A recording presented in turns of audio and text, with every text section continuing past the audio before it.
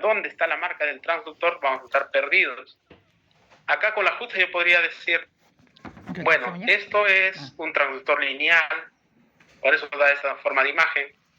Acá tenemos el tejido subcutáneo, luego de eso tenemos una zona de la parte muscular, y luego de la parte muscular veo zonas hiperecogénicas que me pueden tratar en una inflamación. Y luego de esa zona hiperecogénica tengo una zona agénica, es decir, negra, que corresponde al líquido. Si este líquido es, en este caso, 1.07 centímetros, es decir, 10 milímetros, ya está aumentado.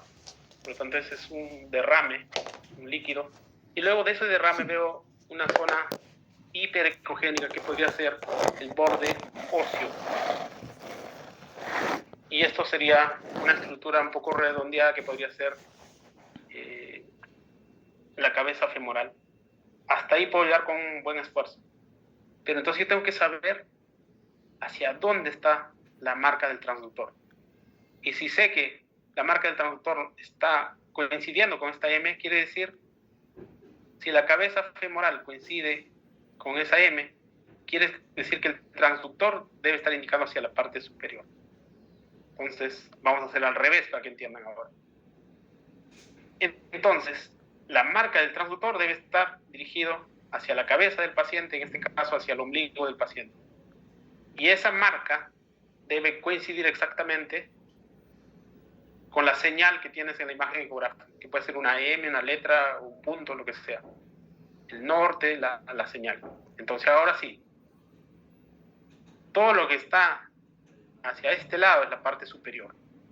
Por lo tanto, cuando analizamos esta zona, esta es la parte superior. Ahora sí, con seguridad, será la cabeza femoral, el cuello, y toda esta sería la cápsula articular. Y tenemos un derrame. Y tenemos zonas hiperecogénicas que nos hablan de zonas inflamatorias.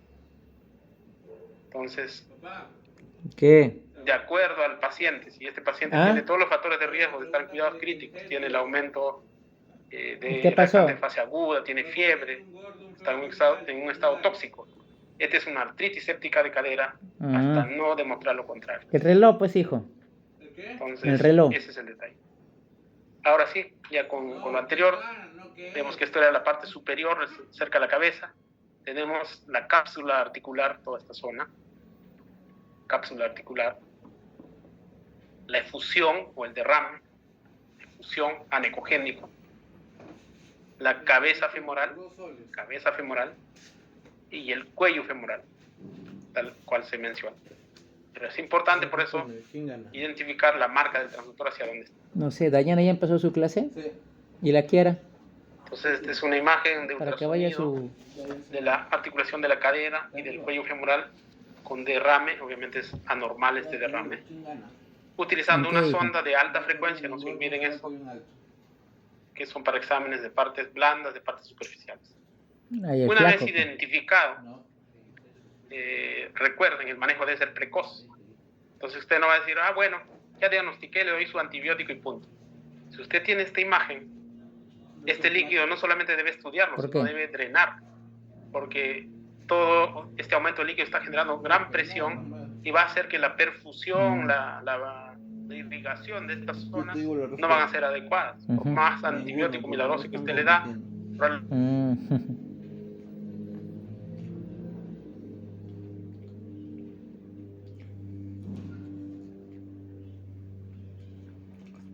Papá, están diciendo Velasco presente. Y en tiempo real tendrías que tener esta imagen. Recuerda, esto es la parte superior. Ahí está. Entonces, como la aguja está ingresando por el otro lado, no tendría que estar en esta dirección, sino va a estar en la región contralateral. Muy bien. Entonces, esta es la parte superior. Como veo que la aguja ingresa por la parte inferior, acá debería estar ingresando la aguja. Entonces, en tiempo real lo puedes identificar y puedes hacer el seguimiento y drenar de manera ecoguiada, es decir, una artrocentesis con guía ecográfica, ¿no? no solamente drenas la cantidad de líquido, sino lo analizas, incluso algunas veces puedes conseguir el germen. Y obviamente el tratamiento, ¿no? Tratamiento antibiótico precoz. Este es un escenario clínico de una niña de 4 meses que acude al servicio de urgencia con antecedentes de tumefacción, enrojecimiento y limitación de la movilidad de la cadera derecha. Esto comenzó hace 2 días antes del ingreso. Previamente tuvo problemas de cuadro respiratorio superior y también reportan fiebre intermitente durante estos 2 días. El último control de temperatura fue de 39 grados y no mencionan antecedentes de traumatismo. Pues en ese contexto debes sospechar que puede ser alguna inflamación y cuando se saca el ultrasonido se ve ya imágenes similares. Entonces acá, ya con el conocimiento anterior y si la técnica es adecuada, esta sería la región de la cabeza del paciente y esta sería la parte inferior del paciente. Entonces analizamos transductor lineal de alta frecuencia, por eso tiene esa imagen, tejido celular subcutáneo, luego tenemos la zona muscular, observen cómo está hiperecogénica en algunas zonas que pueden hablar de inflamación, y luego de eso ya tenemos una zona anecogénica, de un derrame. Acá esta es la cabeza femoral, recuerden, cuanto más pequeño no está osificado, no está calcificado, por lo tanto es cartilaginoso. Observen cómo es un poco isocogénico, anecogénico, y cuando ya esta zona del cuello sí está, no solamente tiene zona de osificación, sino que está inflamado, puede dar una zona hiperecogénica, incluso brillante, ¿no? Y esto tiene un derrame. Y esto estamos hablando de la cadera derecha, justamente donde está afectada.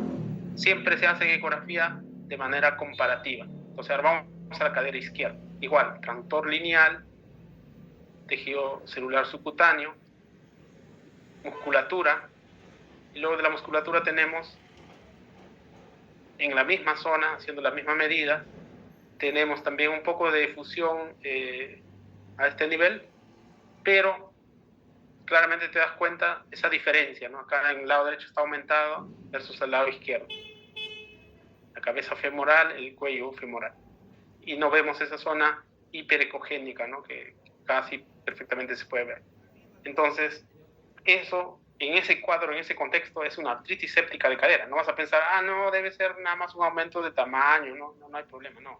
Si ese contexto tienes una niña con todos estos antecedentes, trata como artritis séptica de cadera, porque si no, finalmente sería la evolución o el pronóstico diferente.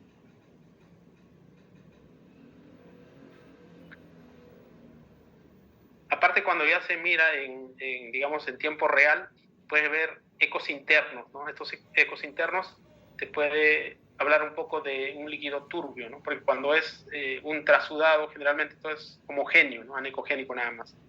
Aparte de eso, puedes ver la diferencia, ¿no? De los tejidos circundantes hiperecogénicos, hiperémicos, ¿no?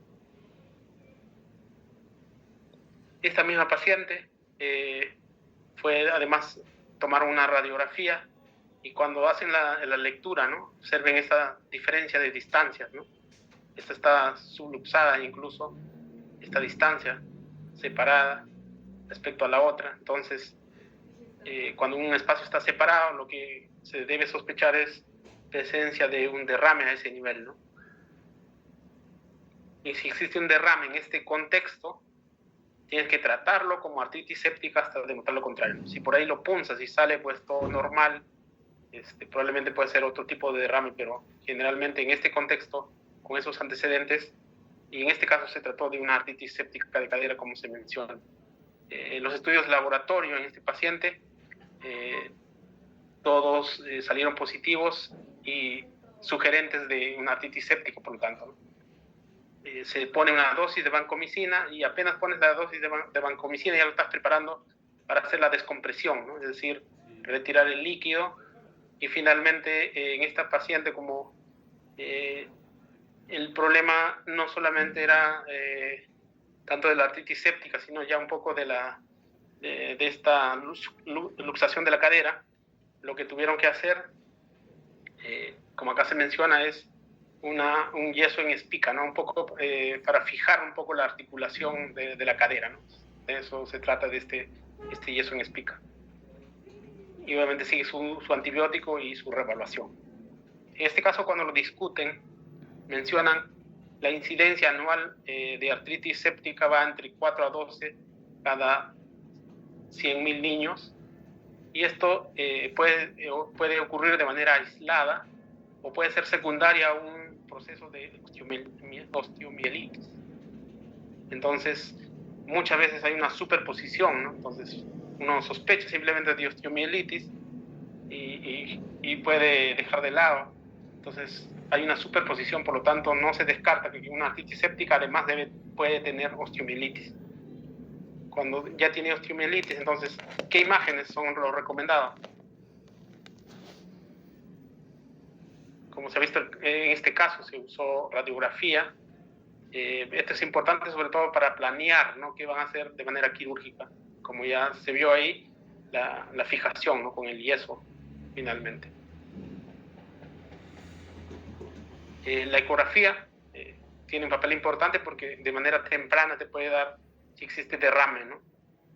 Y algunas veces alguna osteomielitis asociada. Sabemos que el gol estándar para osteomielitis es la gamografía, ¿no?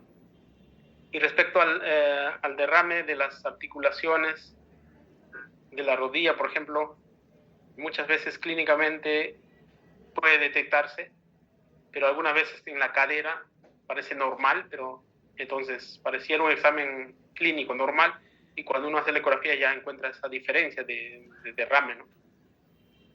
Entonces la artritis séptica piógena incluso puede presentarse con una pequeña cantidad de líquido en la articulación. Entonces usted hace una radiografía, está normal el espacio incluso bilateral. Sin embargo, no descarte. Si el cuadro clínico es sugerente, entonces hay que tratarlo como tal. Y quizá en la ecografía sí tendría cierta ventaja de ver, pues, zonas inflamadas o un derrame precoz, ¿no? La radiografía pélvica, entonces, tiene baja sensibilidad y también especificidad para descartar una infección. Entonces, una artritis séptica de cadera podría salirte normal incluso inicialmente. Y algunas veces cuando ya esto está complicado podría verse, pues, inflamación a nivel de los tejidos, a nivel de la cápsula que puede estar distendida, o incluso algunas estructuras vecinas desplazadas. Y esto sobre todo cuando existe derrame, ¿no? Pero antes de eso probablemente pueda ser normal. Respecto a la ecografía de cadera, entonces, es una herramienta fundamental, como saben, porque tiene una precisión diagnóstica, sobre todo para los derrames, porque lo puedes hacer en tiempo real en la cabecera del paciente. Además de esto, puede detectarse elevación de la cápsula articular, sobre todo en lo que son los derrames. Recuérdense que eso es una zona anecogénica, es decir, negra, o puede haber incluso complejo, ¿no?, con fibrina o incluso ecos internos que hablarían un poco ya de un líquido turbio, ¿no? Otros hallazgos importantes puede ser la presencia del engrosamiento a nivel sinovial o incluso los hiperémicos, como hemos visto. Incluso una separación de 2 milímetros en lo que es el espacio articular ya se podría considerar anormal y puede ser identificado por ecografía, ¿no? Entonces, la radiografía podría mostrarte incluso normal, porque 2 milímetros es difícil realmente de diferenciar. Respecto a la resonancia magnética, que idealmente deberíamos hacer, como sabemos, la superposición de estas presentaciones, tanto de la artritis y la osteomielitis, nos llevan a hacer una resonancia, ¿no?, sobre todo cuando estamos pensando una intervención quirúrgica grande. Según esta publicación, por ejemplo, el estudio por imágenes de la artritis séptica o la osteomielitis debe incluir resonancia magnética y debe evitarse el uso de ecografía solo. Obviamente, en el mundo ideal, hacer resonancia además de ecografía. En nuestro medio, resonancia, ¿no? Saben que 48 horas son básicas. Entonces, de hecho, que estamos obligados a aprender más ecografía. Eso no quita que pidas. El diagnóstico diferencial podría ser con otros tipos de patologías, como osteomielitis, que puede estar coexistente a la artritis séptica. En lo que es la ecografía nos ayuda a ubicar sobre todo lo que es el derrame, además de la inflamación de la articulación, pero si sospechamos osteomielitis, el método a indicar sería la gammagrafía ósea, ¿no? Para confirmar la extensión incluso de esta osteomielitis, si existe o no. Ecografía más gammagrafía. También puede haber o puede confundirse la sinovitis transitoria, que es una inflamación benigna que algunas veces puede ser incluso pequeño o grave. Pero usted no debe pensar que es una sinovitis transitoria, sino al revés. Lo debe tratar como una artritis séptica, con o sin osteomielitis, y debe estar muy seguro hasta descartar. Pero no al revés, o sea, no tratarlo como una sinovitis, porque puede ser una artritis séptica y vemos los resultados desastrosos, ¿no? Por lo tanto, es hasta no demostrar lo contrario, una sinovitis transitoria, considerarlo como que fuera una artritis séptica. Esto respecto a las articulaciones. Ahora vamos a hablar un poco de los tejidos blandos, que este es un poco más rápido. De manera anatómica, las fascias, los anatomistas sobre todo, clasifican en tres ubicaciones, ¿no? Una fascia superficial o fascia cutánea, una aponeurosis superficial o fascia profunda, y los tabiques intermusculares. Esa es una clasificación anatómica, que eso lo han reenfocado sobre todo actualmente los radiólogos, cirujanos, pediatras, que debemos conocer que estas son las tres ubicaciones. Entonces, lo que era la fascia superficial es lo que se considera ahora la hipodermis, y lo que era la fascia profunda se considera la fascia superficial. La fascia profunda sigue siendo la fascia profunda, y luego ya sigue la parte muscular. Entonces, actualmente existe, ¿no?, la hipodermis, generalmente donde están las celulitis. Luego ya viene la fascia superficial, que puede dar una fascitis, y luego tenemos la fascia profunda ya relacionada cerca al miositis, o incluso ya cuando esto progresa a la fascitis necrotizante. Entonces, la infección de los tejidos blandos puede ser una celulitis que afecta solamente el tejido sanio, y la manera de verlo insonándolo sería esto. Esto es un transductor lineal de alta frecuencia, y vemos estas zonas anecogénicas que no corresponden a la estructura normal. Por lo tanto, lo anecogénico sería una colección líquida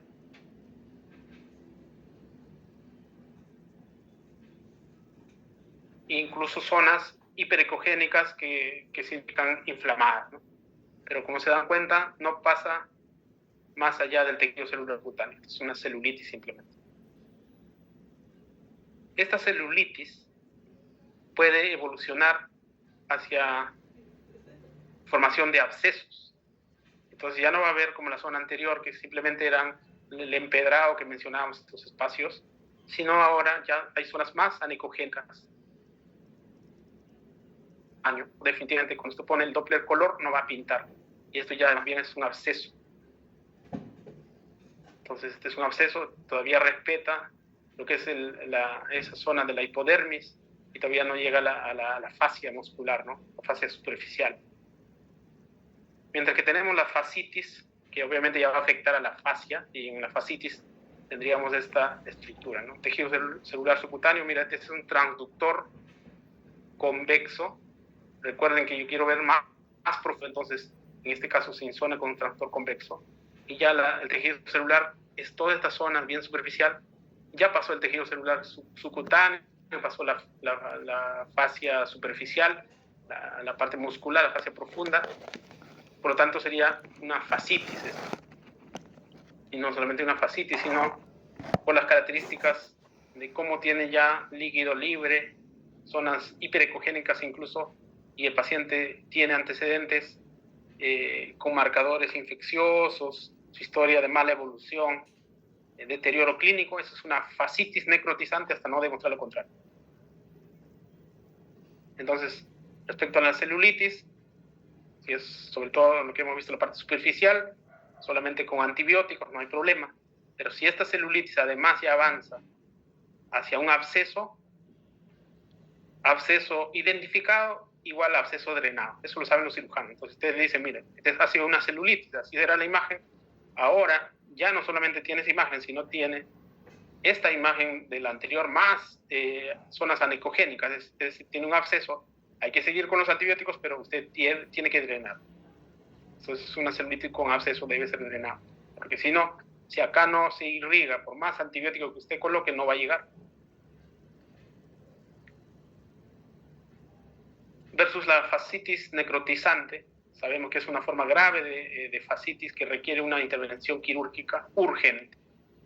Entonces usted hace la imagen y le demuestra al cirujano, mire, ya no está en el tejido celular subcutáneo, agarra la fascia superficial, la fascia profunda, toda la muscular, incluso hay zonas con líquido, y este líquido libre, de hecho que no será nada más un trasudado, debe ser un exudado purulento, cirugía urgente. Entonces, la manera de identificar la fascitis necrotizante.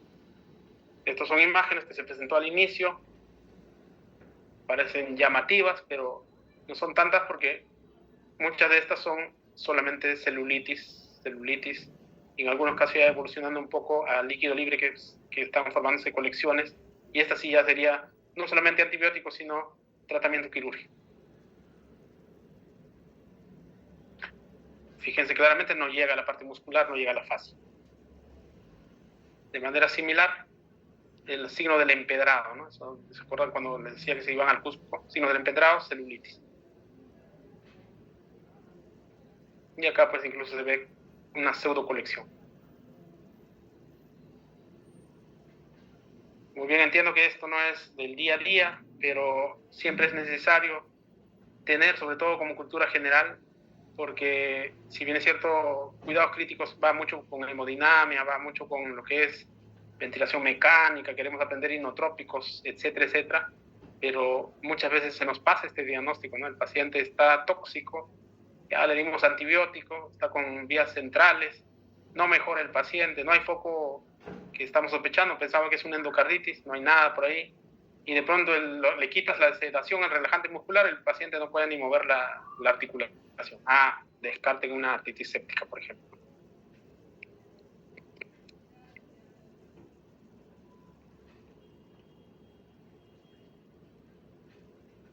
Muy bien, muchas gracias. Recording stopped. ¿Alguna pregunta, alguna duda, algún aporte?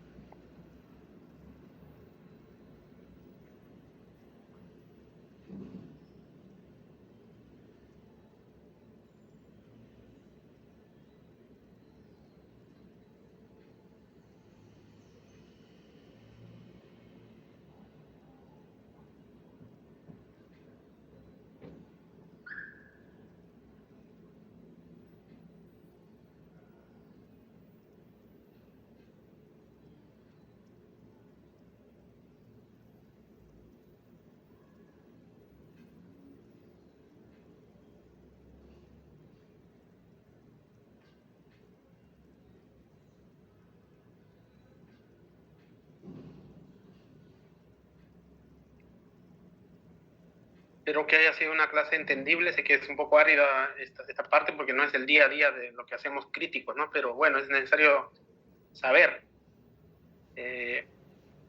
No hay preguntas, supongo que o está muy complejo o se entendió, espero que sea lo segundo. Así que ya estamos bastante un poco avanzados en lo que es el curso y ya prácticamente nos faltan algunas semanas. No se olviden la práctica del 22, 23. Y los que están tentando el curso de ultrasonido crítico, mucho de lo que estamos desarrollando incluso es un poco más complejo, ¿no? No va a ser tan complejo el curso que van a llevar. Sí, es bastante divertido, tiene bastante bibliografía. Entonces, los que no pudieron llevar ahora, en diciembre va a haber otra actividad de este tipo en la primera semana probablemente. Así que están invitados. No dejen de practicar en su servicio, manden imágenes. Es la única manera de aprender, ¿no? A veces la teoría es un poco pesada, pero cuando ustedes van ensonando, poco a poco se van dando cuenta, ¿no? Y realmente te cambia la forma de trabajo, ¿no? Porque no es lo mismo hacer el examen físico solamente, sino ensonar, ¿no? En este caso tienen una herramienta más para descartar que no tenga una titis séptica, que no tenga una celulitis, simplemente o tenga una fasciitis, o incluso ya en el trabajo tuvimos algunos casos de pacientes que se sospechaba trombosis venosa o arterial y se hace el examen, simplemente no lo tiene, y al contrario tiene una celulitis, y lo que se tiene que tratar es la celulitis. O versus otros pacientes que ya tenían un poco más con absceso, entonces no solamente el antibiótico, sino tiene que ser drenado, ¿no? En su momento. Así que si no hay preguntas, ahí nos quedamos y ya no se olviden, sigan repasando, sigan leyendo. En realidad, para lo que es ultrasonido, hay muchísima bibliografía, ¿no? Pero más que eso, la mejor bibliografía es el paciente, vayan haciendo. No todo está escrito en ultrasonografía pediátrica, el POCUS, porque es un enfoque diferente al radiólogo, ¿no? Entonces el radiólogo tiene otro enfoque, ustedes están formando de manera distinta, como una herramienta de un examen físico ampliado. Así que eso sería el mensaje de hoy. Y si no hay preguntas, muchas gracias, buenas tardes. Buenas tardes, doctor.